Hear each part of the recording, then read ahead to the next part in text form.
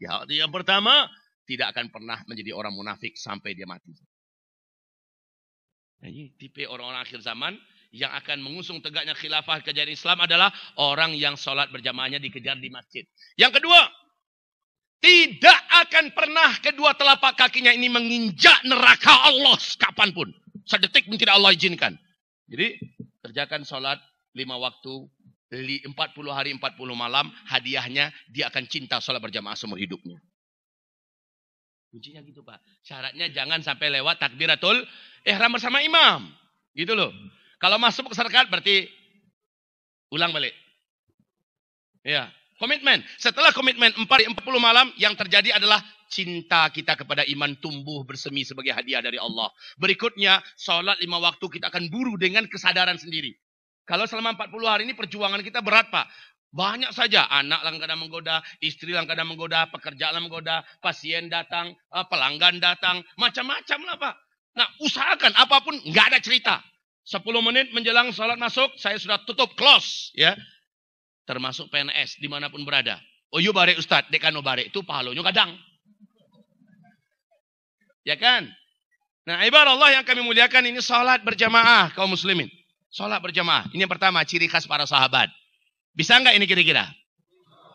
Jika Bapak sanggup subuh seperti ini, maka sampai Isya sebenarnya Bapak memiliki kesanggupan lebih.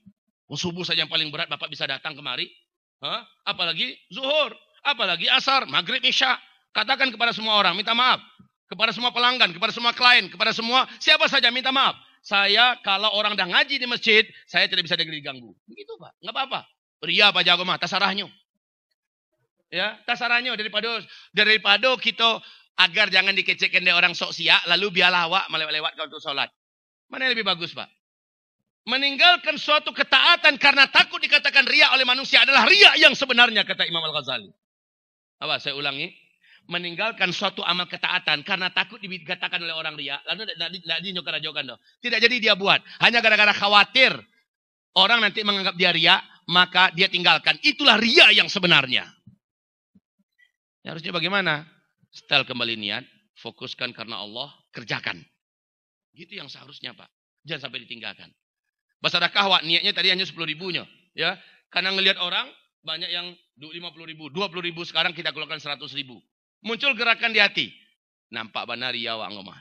Seharusnya 10 ribu yang keluarnya. Kini 100 ribu akan engkau keluarkan. Maaf saya ada yang merekam. Kelihatan banget lu ria. Ya. Harusnya lu hanya mengeluarkan 1.000 atau 10.000, sekarang 100.000. Lu nggak ikhlas. Maka kalau kita berhenti, nggak jadi 10.000, itu namanya riya, Pak. Supaya kita paham di mana posisi riya itu sesungguhnya.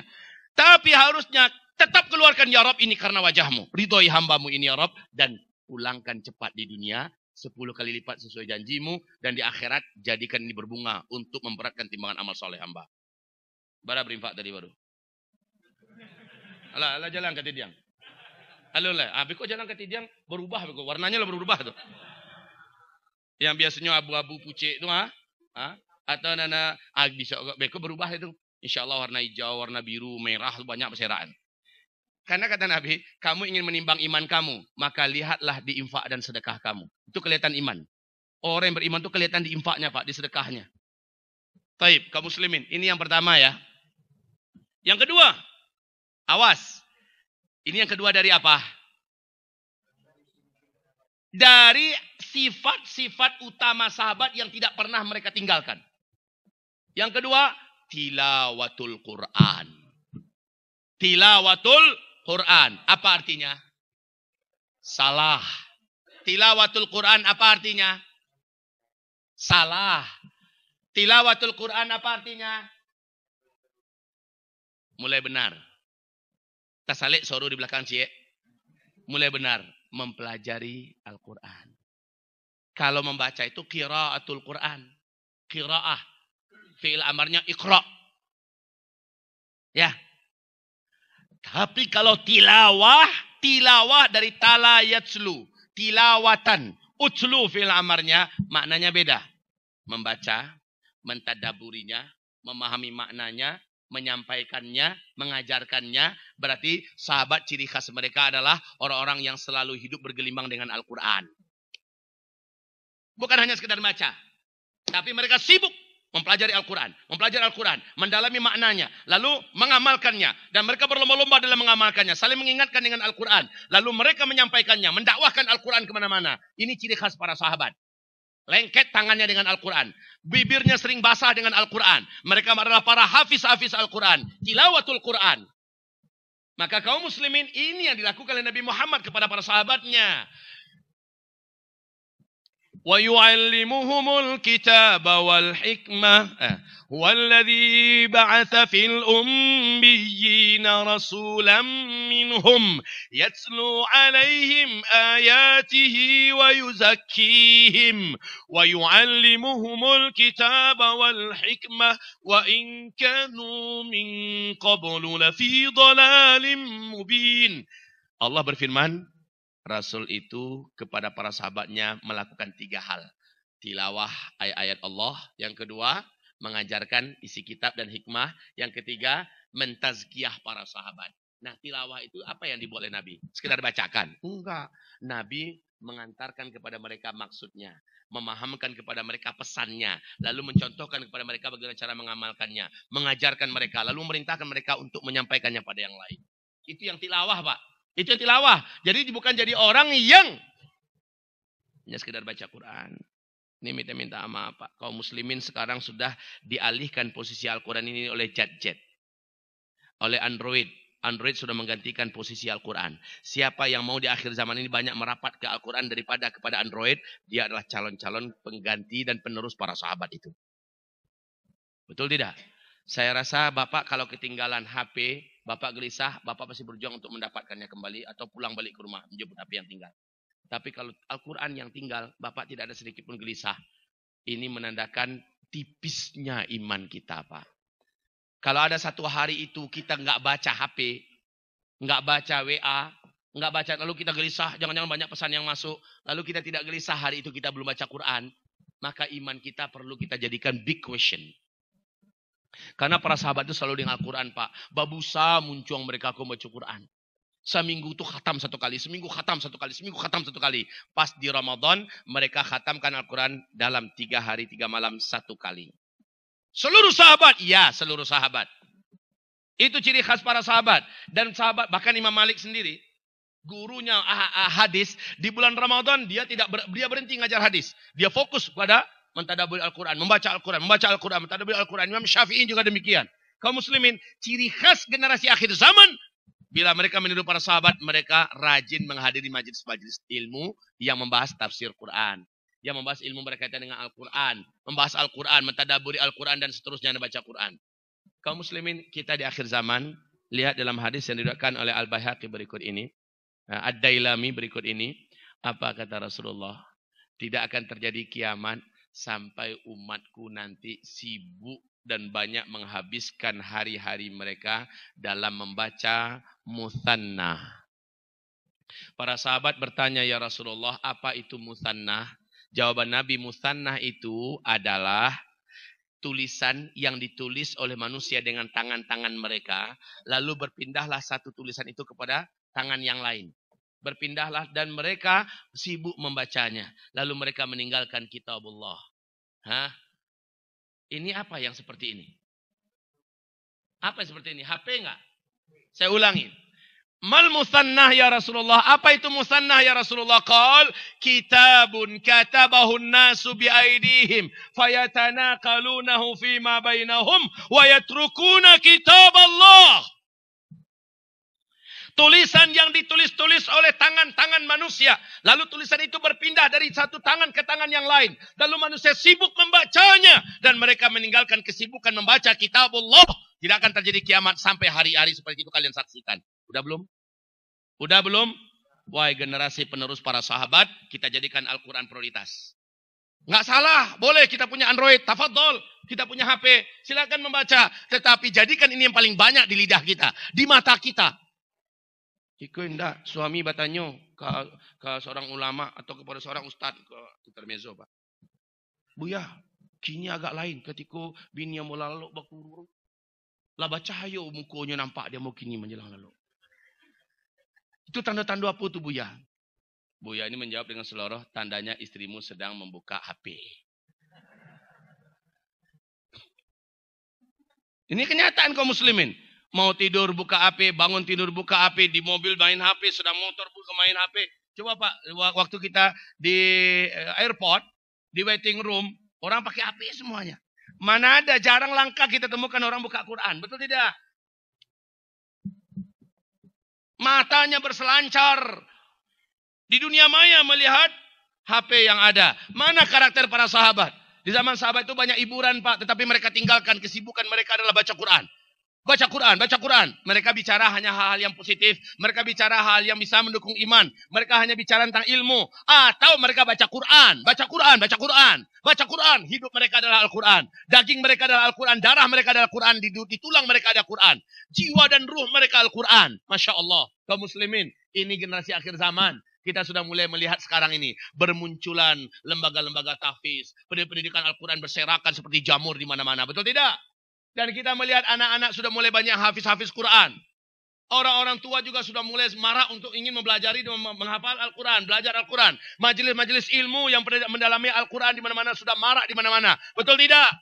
Ini ciri zaman sedang digiring oleh Allah kepada ciri ke akhir zaman yang sama dengan karakter para sahabat. Kalau Bapak sekarang ini lebih cinta majelis ilmu daripada opera, daripada organ tunggal, daripada acara kundur-kundurin yang enggak jelas, daripada acara hiburan ini, hiburan itu, lebih cinta pada majelis ilmu, ciri-ciri Bapak sudah mulai digiring oleh Allah Subhanahu wa taala sebagai manusia-manusia yang akan mewarisi para sahabat-sahabat yang mulia. Berdoalah kepada Allah, jadikan dalam dada hamba ya Allah cinta pada Quranmu. Jadikan dalam dada hamba ya Rabbi hobi membaca Quranmu, mentadaburi Quranmu, dan kuatkan hamba ya Rabb mengamalkan Al-Quran ini. Jadikan hamba hafiz Al-Quran, walaupun umur Bapak lah 50 tahun kini. Walaupun umur ibu sudah 56 tahun. Toh kita dengarkan bagaimana di Wesal TV ada Musafir Ma'al Quran. Judul apa? Programnya Musafir Ma'al Quran. Banyak sekali zaman sekarang orang-orang yang sudah berumur lanjut 40, 50, bahkan 60 tahun ke atas. Hanya dalam 4-5 tahun. Sungguh-sungguh dia Pak hafiz Quran 30 juz. Dan itu bukan orang Arab. Bukan orang Arab. Nah kaum muslimin, baik itu di Afrikanya, di Asianya, bermunculan. Di Indonesia juga. Jadi kita punya kemampuan Pak. Akrablah kembali dengan Al-Quran. Maaf ini saya bukan berarti melarang Bapak untuk dengan HP, dengan Android. Tetapi jangan campakkan Al-Quran. Jangan jauhi Al-Quran. Bara lembar sehari halaman jad-jad itu Bapak baca. Lai halaman itu tidak perbandingannya baca Quran. Kalau lu lai tahan membaca WA, tahan membaca Telegram, tahan membaca yang lain. Sampai apa membaca Al-Quran dulu. Insya Allah Ta'ala, Allah tidak akan cemburu. Tapi kalau sempat melebihi itu, la ahad aghyar minallah. Tidak ada satupun orang di muka bumi ini, atau satupun yang ada di alam semesta ini, yang lebih pencemburu melebihi Allah Subhanahu Wa Ta'ala. Allah cemburu. Kata-kata manusia, baca-baca ini boleh ulang.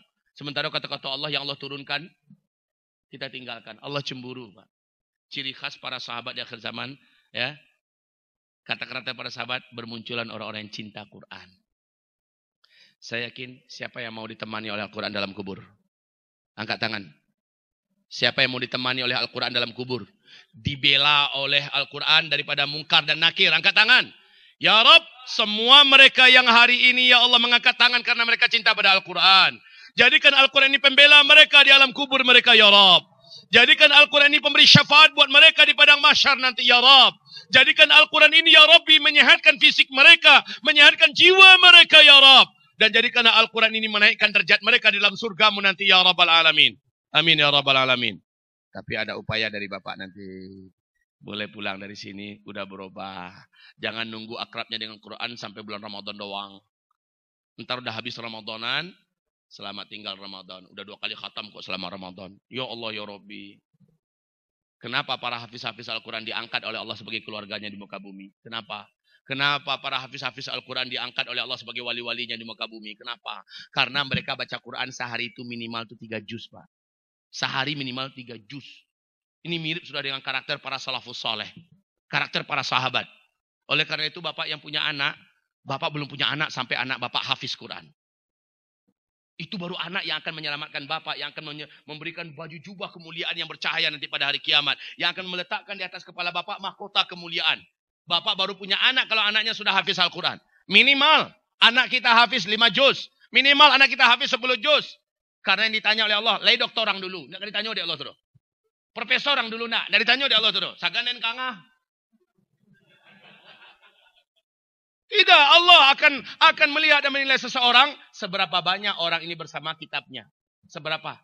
Nah sekarang kaum muslimin sudah bermunculan. Alhamdulillah di Payakumbuh, Marak, tapis-tapis Al-Quran, sekolah-sekolah Al-Quran, di Bukit Tinggi, di Padang Panjang, bahkan di seluruh, Allah izinkan hamba Allah yang bicara sekarang ini, masuk ke seluruh kota-kota, hampir seluruh kota-kota, dan kabupaten, serta pun provinsi, di Indonesia ini masuk Pak. Kita melihat ada kebangkitan Al-Quran yang dahsyat sekali sekarang. Ada kecintaan generasi yang sedang dipersiapkan menjadi generasi Al-Quran. Kalau Erdogan sudah melakukannya 7 tahun yang lalu. Apa kata Erdogan ketika dia mengusung puluhan ribu anak-anak kecil umur 10-an tahun di jalan raya Pak. Kemudian para orang-orang tua sepanjang pinggir jalan kiri kanan itu melihat anak mereka diusung sebanyak-banyaknya. Apa kata Erdogan di televisi nasional mereka? Erdogan mengatakan, ini anak-anak beberapa tahun yang akan datang mereka akan menjadi hafiz-hafiz Al-Quran. Mereka akan menjadi hafiz-hafiz hadis Nabi Muhammad. Dan mereka lah yang akan memimpin Turki di masa yang akan datang. Masya Allah. Puluhan ribu Pak. Presidennya yang merekayasa. Kok iyo mode itu negara awak ndende mande. Allah ya Rab. Tapi nampaknya ujian untuk kita diagih di Allah berkali-kali lipat Pak. Dan mudah-mudahan orang yang dimaksud Nabi dalam Sahih Bukhari, Muslim, di akhir zaman hendaknya kita nanti. Apa yang dimaksud Nabi? Ada 2 kelompok umatku di akhir zaman yang mereka nanti di akhirat bisa masuk surga tanpa hisab. 1, mereka-mereka yang berjuang dan bertempur di belakang Nabi Isa di negeri Syam. Berarti itu Timur Tengah, Khurasan, Asia Tengah, itu bisa gabung ke sana. Dan 1 kelompok lagi umatku yang nanti di akhir zaman sebelah timur. Awas. Di akhir zaman mereka berjuang. Mereka berjihad di akhir zaman. Melawan kaum-kaum berhala. Melawan kaum-kaum berhala. Kaum musyrikin. Kaum yang bermata sipit. Kaum yang menyembah dewa. Hind. Mereka-mereka ini akan menjadi bahagian daripada umatku di akhir zaman yang sebelah timur. Yang terbunuh di antara mereka, yang berjuang di antara mereka menghadapi kekuatan-kekuatan jahat itu, maka mereka adalah orang-orang yang akan masuk surga nanti di akhirat tanpa hisab, sama dengan para sahabat. Allahu Akbar. Indonesia punya peluang, punya kans yang besar untuk masuk dalam kancah perjuangan itu. Apalagi sekarang, Pak. Indonesia mau dikuasai enggak sekarang? Betul tidak? Indonesia mau dikuasai sekarang. Betul tidak? Bapak menyaksikan lebih 80% tanah air kita ini, bumi kita ini dibeli oleh Cina sekarang. Saya sepakat dengan kata-kata Agim. Kita tidak benci dan tidak alergi dengan Cina. Karena banyak juga mereka yang beriman. Felix Xiao, Cina. Safi Antonio, Cina.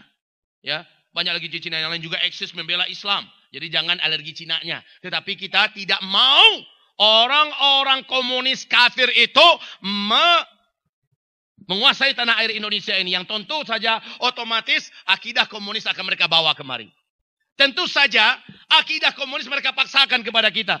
Jika tidak mau, coba lihat, baca sejarah komunis sepanjang mereka mulai ada, Pak. Membantai umat Islam kerjanya. Membantai umat Islam di mana-mana. PKI dulu. 2 kali dia melakukan revolusi di Indonesia. Ya, terakhir 1965. Apa yang mereka lakukan, Pak? Ulama ditangkapin, dibantai. Umat Islam dikejar, diburu, dibantai. Jangankan umat Islam, TNI aja mereka potong-potong. Kemarin udah mulai ngancam kan? Si Iwan Bopeng. Udah berani, TNI aja gue tentara juga potong-potong. Lu apa lagi? Kaum muslimin. Memang begitu. Mereka adalah manusia-manusia musyrikin akhir zaman. Dan mereka akan menguasai tanah air kita. Yuk nak do cito. Kita yang hidup di sebelah timur, kita bertekad berjuang bahwa sampai kapanpun, sampai darah terakhir, insya Allah Ta'ala saya akan wujudkan pembelaan terhadap tanah air ini supaya sampai tegak syariat Islam di muka bumi ini. Baik kaum muslimin. Ini yang kedua, cinta Al-Quran. Ciri khas para sahabat. Kita sampai jam berapa? Saya dimaklumkan kepada saya bahwa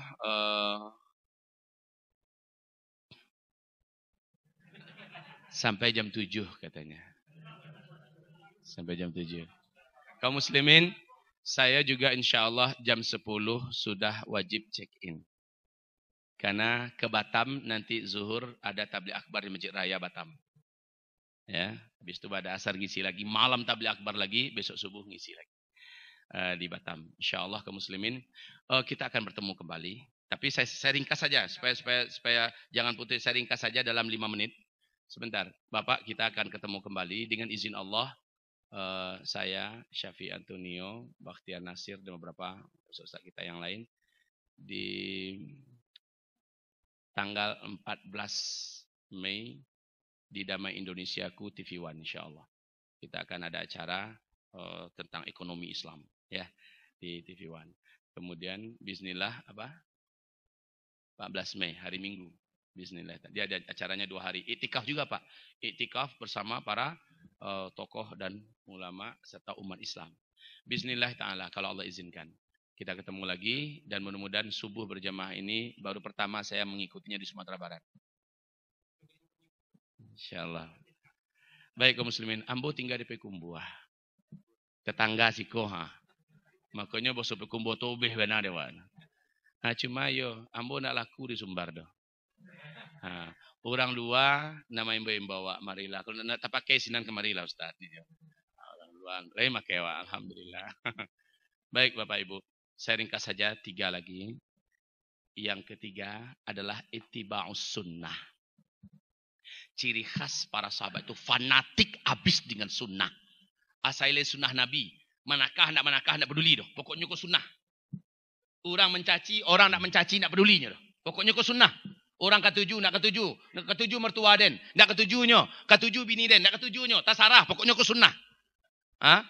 Fanatik pada sunnah, ini ciri khas para sahabat, Pak.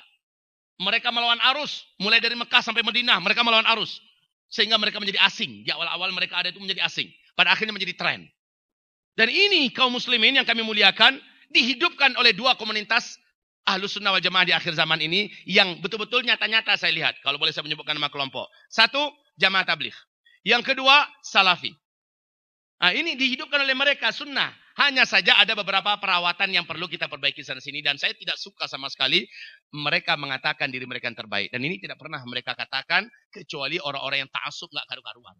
Ya, sementara sahabat-sahabat saya yang ada di tabligh, mereka benar-benar haus ilmu. Ini perbedaannya. Sementara yang di sini memang ahli ilmu, mereka hanya satu saja kekurangannya. Semua kekurangan itu kita tutupi. Yang lainnya sudah niha. Bukan 1 jempol, Pak. Ini ya. Di Salafi, mereka punya kelebihan yang Masya Allah di ilmu. Di Tabligh, mereka punya kelebihan itu amal. Dan mereka haus ilmu. Maka ini adalah sebuah kebaikan pada umat ini. Betul tidak? Mereka sama-sama Ahlus Sunnah wal Jamaah. Jangan mau dibentur-benturkan di akhir zaman ini. Kita wajib fanatik pada sunnah. Siapapun kita. Jadilah seperti Salafi. Jadilah seperti Tabligh. Dalam hal cinta sunnah. Begitu loh, Pak. Dalam hal cinta sunnah. NU, Muhammadiyah, Ahlus Sunnah wal Jamaah. Mereka punya kekurangan-kekurangan sana sini. Siapa yang nggak punya kekurangan? Ketika Nabi sudah meninggalkan kita, maka umat ini mulai terkotak-kotak. Pada akhirnya terkotak menjadi 73 kotak. 72-nya sesat dalam neraka semuanya. Kemudian 1 saja yang benar. Dan mereka seluruhnya dalam surga. Siapa itu? Akhirnya disimpulkan oleh para ulama dengan gelaran dan sebutan Ahlus Sunnah wal Jamaah. Siapa mereka di Indonesia? Selain kelompok dan sekte-sekte sesat seperti Syiah itu di luar. Ahmadiyah itu di luar. Yang lain-lain semuanya Ahlus Sunnah wal Jamaah. Boleh saya sebutkan namanya? Boleh. Sebutkan namanya satu-satu. NU. Muhammadiyah. Hizbut Tahrir. Ikhwanul Muslimin. Jama'atut Tabligh. Salafiyin. Hidayatullah. Wahdah Islamiyah. Persis. FPI, MMI, ya, dengan kerja masing-masing loh ini, dengan kesibukan masing-masing, mereka adalah Ahlus Sunnah wal Jamaah. Ini harusnya menjadi satu kesatuan tubuh. Dan subhanallah kaum muslimin hari ini, tubuh yang sudah terpisah-pisah ini mulai merapat sekarang, mulai menempatkan diri pada tempatnya masing-masing. Allahu Akbar. Yang mata kembali ke tempatnya, yang telinga kembali ke tempatnya, walaupun namanya beda, fungsinya beda, tetapi mulai menghargai yang lain sekarang muncul, alhamdulillah. Udah enggak zamannya lagi kami yang terbaik, kami yang terbaik. Kok iyo mato mengeceknya yang terbaik? Kalau nak doden kecek mato, kamanga badan kok. Okey lah, mato keluar, kamanga ngedua di luar. Dua yang cek mato tu kamanganyo di luar. Lagi kami sama kamanga yang cek mato. Tidak bisa doh. Ini harus ada di tempat di satu tubuh. Tangan kanan mengatakan denan santiang, denan lo. Lalu tangan kiri. Bagaimana? Ada terjadi apa-apa dengan tangan kiri? Pada kenyataannya, tangan kanan spontan nggak ngaruh. Tangan kanan spontan nggak bantu dan segala macamnya. Ketika kiri sakit, tangan kanan spontan nggak membantu kerjaan tangan kiri. Walaupun bagian MCK, tangan kanan siapa? Ini yang namanya kompak. Nama boleh berbeda. Fungsi boleh berbeda, sifat silakan berbeda, tapi satu tubuh loh. Nah, ini yang dimaksud dengan yashuddu ba'duhu ba'da. FPI apa kerjaannya?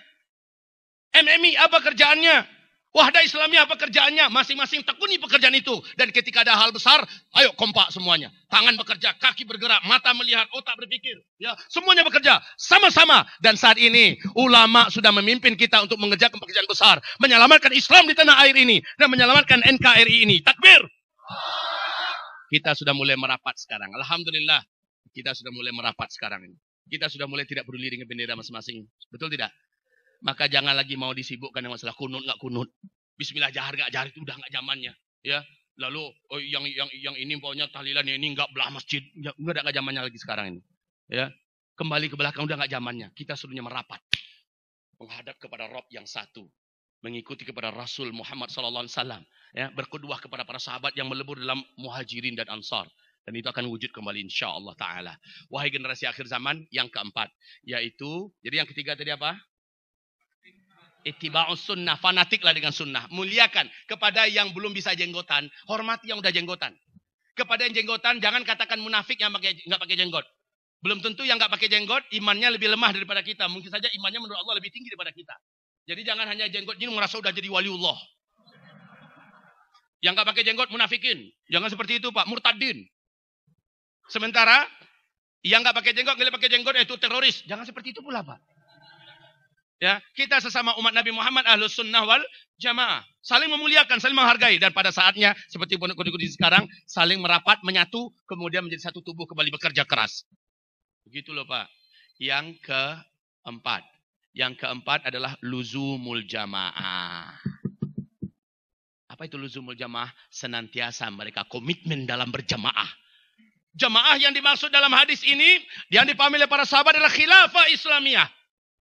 Sekarang khilafah udah nggak ada. Maka upaya seluruh elemen-elemen dan ormas Islam yang ada di muka bumi ini bersatu untuk mewujudkan kembali tegaknya khilafah Islamiyah. Itu loh kaum muslimin. Ya, sebelum khilafah tegak, ngapain kita? Setiap umat Islam ini jangan sendirian, tapi bergabunglah ke salah satu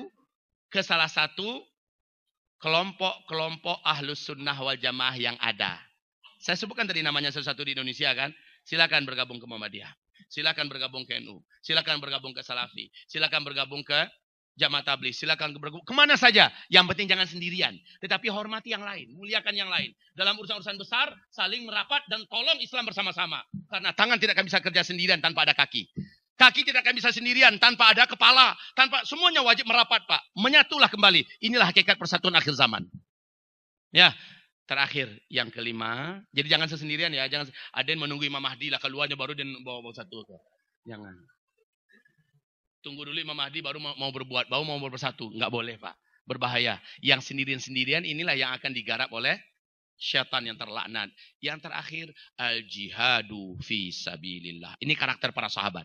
Seluruh sahabat itu cinta jihad. Gila jihad. Sementara di zaman ini jihad itu diidentikan dengan terorisme. Kaum muslimin, al-jihadu madin ila yaumil qiyamah. Jihad itu tetap eksis sampai hari kiamat. Pusat jihad yang tertinggi sampai hari kiamat, Syam, kata Rasulullah. Allahu Akbar. Ini ada hadisnya. Pusat jihad tertinggi di akhir zaman adanya di Syam. Sampai umat Islam memerangi Dajjal. Kaum muslimin yang kami muliakan, jadi kita yang ada, bara jihad yang sudah mulai ditumbuhkan oleh Allah sekarang, terasa nggak?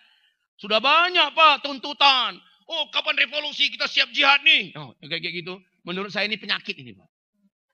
Jangan diminta-minta tuh jihad. Kenapa para ulama mengurut dari sholat dulu? Kemudian tilawatul Quran. Ini maknanya apa? Kemudian ittiba'us sunnah. Kemudian luzumul jamaah. Baru jihad yang terakhir kan? Maknanya jangan ini dulu yang disasar. Yang 4 ini dong lengkapi dulu. Begitu loh. Ini yang terakhir ini dari Allah. Kalau menurut Allah yang 4 ini kita sudah komitmen, yang kelima ini Allah akan datangkan. Orang-orang yang sanggup memikul yang kelima adalah yang menjalankan yang 4 ini. Paham Bapak Ibu? Maka mari wahai umat Nabi Muhammad di akhir zaman yang hidup pada zaman ini, saya mengimbau dan menyeru. Bila kita ingin meniru para sahabat, tirulah sempurna keempat-empatnya. Jangan sampai nanampe ko ketujuh di awak nan cie ko bamusuhi. Kalau sampai itu terjadi, saya khawatir jangan-jangan yang 4 ini tidak dianggap oleh Allah Subhanahu wa taala. Ya, alergi jihad, benci dengan jihad, ini salah. Bablasan dengan jihad juga salah. Jihad, pokoknya jihad. Pasang bom di badan. Hah? Lalu pergi ke pasar. Mengana mau itu? Insya Allah masuk neraka kekal di dalamnya selama-lamanya. Dengan ilmu kaum muslimin. Baik, mudah-mudahan bila yang 5 ini kita sudah bisa komitmen, yang lain-lain akan dimudahkan oleh Allah dari kehidupan sahabat bisa kita tiru. Yang 5 ini saling memesankan kita pada yang lain ya. Semoga Allah ampuni saya. Mari kita berdoa pada Allah Subhanahu wa taala. اللهم صل وسلم على هذا النبي الكريم وعلى آله وصحبه أجمعين اللهم أرنا الحق حقا وارزقنا اتباعه اللهم أرنا الحق حقا وارزقنا اتباعه وأرنا الباطل باطلا وارزقنا اجتنابه Ya Allah ya Rabb kami, tunjukkan dan nampakkanlah kepada kami ya Allah yang benar itu adalah benar dan kuatkanlah kami untuk mengikutinya, mengamalkannya, menegakkannya. Nampakkan kepada kami yang salah adalah salah. Pandaikan kami untuk memilah antara kebenaran dengan yang salah, ya Allah. Lalu jadikanlah kami kuat untuk menyingkirkan semua kesalahan dan kebatilan yang ada. Kuatkan kami menjauhinya dan kuatkanlah kami untuk bisa menghancurkannya. Ya Allah, ya Rahman, Engkau wali kami, wali orang-orang yang beriman. Kepadamu kami menitipkan asa kami. Kepadamu kami menggantungkan cita-cita dan harapan kami. Kami ingin menjadi para syuhada di akhir hidup kami, ya Allah. Maka sampaikanlah kami ke tingkat para syuhada tersebut. Ya Allah, kami sadar, kami mengakui di depan-Mu pada subuh hari ini bahwa iman kami masih lemah dan amal kami masih sangat sedikit. Ya Allah, dosa-dosa kami bertaburan, masa lalu kami sangat hina dan memalukan. Ya Allah, bila kami mengharapkan menjadi ahli surga-Mu, sesungguhnya kami terlalu mengingat dosa-dosa kami yang sangat terlalu. Ya Rabbal Alamin, tetapi kami sadar, kami tahu bahwa rahmat-Mu maha luas, keampunan-Mu maha luas, dan Engkau pasti menerima kami, ya Allah. Ampuni kami dengan segala dosa-dosa yang pernah kami buat dulu, ya Allah. Ampuni kami dengan segala masa lalu kami yang hina, ya Allah. Putihkanlah catatan-catatan amal kami yang hitam, ya Allah. Ya Rabb, ya Rabb, terimalah kami sebagai hamba-hamba akhir zaman yang kuat. Terimalah kami sebagai calon-calon mujahidin di akhir zaman, ya Rabb. Ya Allah, ya Rahman, jadikanlah kami mampu membela dan menyelamatkan agama kami di tanah air kami ini, ya Allah. Jadikanlah kami mampu membela para ulama-ulama kami yang saat ini sedang disudutkan dan difitnah, ya Allah. Mampukanlah kami, ya Allah, untuk membela kemuliaan dan kehormatan kalam-Mu dan wahyu-Mu, ya Allah. Ya Rabbal Alamin, satukanlah umat Islam seluruhnya, ya Rabbal Alamin. Satukanlah umat Islam, ya Rabbal Alamin. Satukanlah umat Islam, apapun organisasinya, apapun kelompoknya, apapun lembaga dakwahnya, ya Rabb. Ya Allah, ya Rahman, umat Islam yang ahlus sunnah wal jamaah. Ya Rabbal Alamin, campakkanlah kesombongan, keangkuhan di dada masing-masing kami yang menganggap kamilah yang terbaik, sehingga kami sulit diajak bersatu dan melebur antar sesama kami. Ya Allah, ya Rahman, ya Rahim, kami ingin membela negara kami. Kami ingin menyelamatkan NKRI ini, ya Allah. Kami ingin bersatu, ya Allah, dengan kekuatan yang bersama-Mu. Maka jadikanlah kami sempurna dengan kebersamaan-Mu bersama kami. Ya Allah, ya Rahman, janganlah Engkau tinggalkan kami walau hanya sesaat. Janganlah Engkau tinggalkan kami walau hanya sebentar. Janganlah gara-gara orang yang berbuat dosa di antara kami, lalu pertolongan-Mu untuk kami Engkau tunda-tunda. Lalu ujian-Mu untuk kami, ya Allah, Engkau tambahkan berkali-kali lipat lebih berat dari sebelumnya. Ya Rabb, ya Rabb, tambahkan kesabaran kami. Tambahkanlah keistiqomahan kami. Dan izinkan kami, ya Rabbal Alamin, menutup hidup ini dengan husnul khatimah. Wafatkan kami, ya Rabb, ketika kami sedang membaca kitabullah. Wafatkan kami, ya Rabb, ketika kami sedang ada di majelis ilmu. Wafatkan kami, ya Rabb, ketika kami sedang sujud. Wafatkan kami, ya Rabb, ketika kami sedang berdoa. Wafatkan kami, ya Rabb, ketika kami sedang di tanah suci. Wafatkan kami, ya Rabb, ketika kami sedang di medan jihad. Wafatkan kami ya Rabb ketika kami sedang bersilaturahmi. Wafatkan kami ya Rabb ketika kami sedang berzikir. Wafatkan kami ya Rabb ketika kami sedang dekat denganmu, sedang cinta denganmu. Janganlah engkau wafatkan kami sementara kami di tempat yang kau benci. Janganlah engkau wafatkan kami ketika kami sedang berbuat dosa, maksiat. Ya Allah, Ya Rahman, Ya Rahim. Jika kami merindukan surga, maka kami hanya minta kepadamu surga Firdausmu ya Allah. Walaupun kami tidak layak dan tidak pantas, tetapi dengan doa ini, dengan rahmatmu yang maha luas, pantaskan kami ya Allah menjadi ahli surga Firdausmu. Jadikanlah kami bertetangga dengan Rasulmu yang mulia sallallahu alaihi wasallam. Jadikanlah kami bertetangga satu tingkat dengan para sahabat-sahabatmu kelak ya, sahabat-sahabat Rasulmu yang mulia ya Allah, ya Rahman, ya Rahim, ya Allah, ya Arhamar Rahimin. Tolonglah kaum muslimin, muslimat, mukminin, mukminat yang tertindas dizalimi di negeri Syam, Palestina, Syria, Lebanon, Yordania, Sudan, Mesir, Yaman, Irak, Iran, Arab Saudi, seluruh Afrika, seluruh Eropa, dan saudara kami yang mulai ditindas, dizalimi di Amerika, ya Allah. Tolonglah para pejuang-pejuang Islam yang ada di Asia Tenggara, ya Allah. Tolonglah kami umat Islam yang ada di Indonesia, ya Allah. Ya Rahman, Ya Rahim. Berilah hidayah kepada para pemimpin-pemimpin kami, ya Allah. Agar mereka takut kepadamu dan sayang kepada kami. Agar mereka menegakkan syariat-Mu, ya Allah. Dan jika di antara mereka ada yang menurutmu layak mendapatkan tambahan iman, maka jadikanlah mereka pembela Islam sementara mereka masih berkuasa, ya Allah. Jadikanlah mereka berani membela Islam, ulama dan kitabullah-Mu, ya Allah. Sementara mereka masih punya kuku dan taring, ya Allah. Tapi jika di antara mereka menurutmu tidak layak mendapatkan hidayah-Mu, layak mendapatkan azab dan kutuk-Mu, dan segerakanlah untuk mereka, ya Allah. Segerakanlah untuk mereka, ya Allah. Segerakanlah untuk mereka azab dan kutukan-Mu, ya Allah. Nampakkanlah kepada kami semua sehingga kami menyaksikan betapa hinanya akhir hayat mereka, ya Allah. Ya Rabbal Alamin, Ya Mujibas Sa'ilin. Kuatkanlah barisan Tentara Nasional Indonesia ini dalam iman.